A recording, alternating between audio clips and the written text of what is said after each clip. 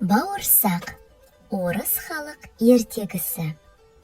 Орыс тілінен аударған Асылбек Байтанұлы. Ерте-ертеде бір шал мен кемпір болыпты. Шалы бір күні кемпіріне: «Кемпір, қамбаның түбін қақсаңшы, елеуішпен елеші, қарны ашқан шалыңа бауырсақ пісіріп берсеңші» депті. Кемпірі қалақша қолға алыпты, қамбаның түбін қағыпты, елеуішпен елепті, табақшаға салыпты, 2 уыс ұн болыпты. Қаймаққа ұнды илепті, дөңгелектеп алыпты, ыстық майға салыпты. Бауырсақты піскен соң атай баппен жейді деп суытуға қойыпты. Бауырсақ суып жатыпты, ойға батыпты. Қашайын деп осы үйден бір ойға нақ бекіпті.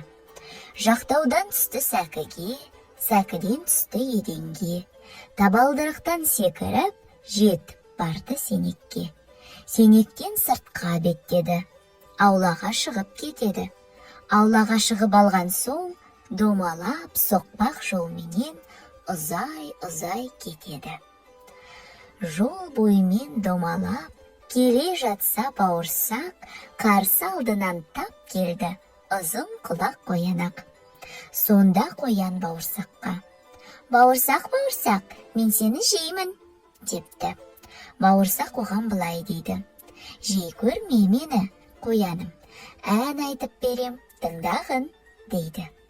«Жарайды, ендеше айта ғой» дейді қоян. «Менің атым бауырсақ, қызарып пістім көңлім шат, қамбаның түбін қырнаған, елеуішпен елеген, қаймақпенен илеген, күйдірмей майға пісірген, атайдан да құтылдым, әжейден де сытылдым. Қоян, сенен құтылу қиын емес болмаған». Осылай деп бауырсақ домалады. Аңқау қоян аңырып тұрып қалды. Бауырсақ зыр домалап жөнеледі. Зыр домалап бауырсақ келе жатса, алдынан сұры қасқыр кездеседі. «Бауырсақ, мен сені жеймін» дейді қасқыр. «Сұры қасқыр, мені жемеші, ән салып берем, тыңдашы» деп бауырсақ әндете жөнеледі. «Менің атым бауырсақ, қызарып пістім көңлім шат, қамбаның түбін қырнаған, елеуішпен елеген, қаймақпенен илеген, күйдірмей майға пісірген, атайдан да құтылдым, әжейден де сытылдым, қояннан да құтылдым. Қасқыр, сенен сытылу қиын емес болмаған». Бауырсақ ары қарай домалады. Аңырып, сұры қасқыр жолда қалды. Домалап бауырсақ тағы жөнеледі. Алдынан аю сонда кез келеді. «Бауырсақ, мен сені жеймін» депті аю. «Жей көрме, аю атайым, тыңдашы саған айтайын» деп бауырсақ әнін бастайды. «Менің атым бауырсақ, қызарып пістім көңлім шат, қамбаның түбін қырнаған, елеуішпен елеген, қаймақпенен илеген, күйдірмей майға пісірген, атайдан да құтылдым, әжейден де сытылдым, қояннан да құтылдым, қасқырдан да құтылдым. Аю, сенен сытылу қиын емес болмаған». Осылай деп бауырсақ домалады. Аңырып, аю маймақ жолда қалды. Бауырсақ домалаумен келе жатты. Осылай талай белден асты. Домалап жол үстінде келе жатса, қу түлкі жылмаң етіп келе қапты. «Бауырсақ, домалап қайда барасың?» депті сонда қу түлкі. «Жол жүріп кетіп барамын» депті бауырсақ. «Бауырсақ, мен сені жеп қоям» депті түлкі. «Жемеші түлкі, ән салып берем саған» депті бауырсақ.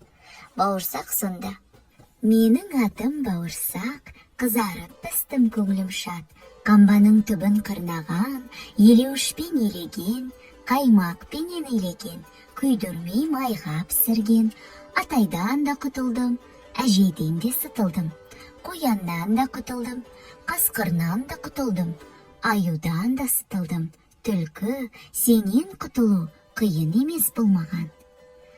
Әнің жақсақ бауырсақ, нашар еді бұл құлақ, тұмсығыма шығып ап, айтып берші қайталап, дауыстап бір қаттырақ, депті сонда қу түлкі.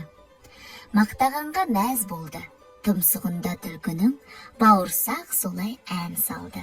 Сонда түлкі: тамаша екен үнің де, тағы бір рет айтшы тыңдайын, отырып алып тілімде, депті. Бауырсақ түлкінің ойын түсінбеді, ойланбастай тіліне секіреді. Ап дегенде, бауырсақ қу түлкінің аузында әп-сәтте күтірледі. Мақтаншақтық жақсы емес ей, балалар, деген оймен бітірдік ертегіні.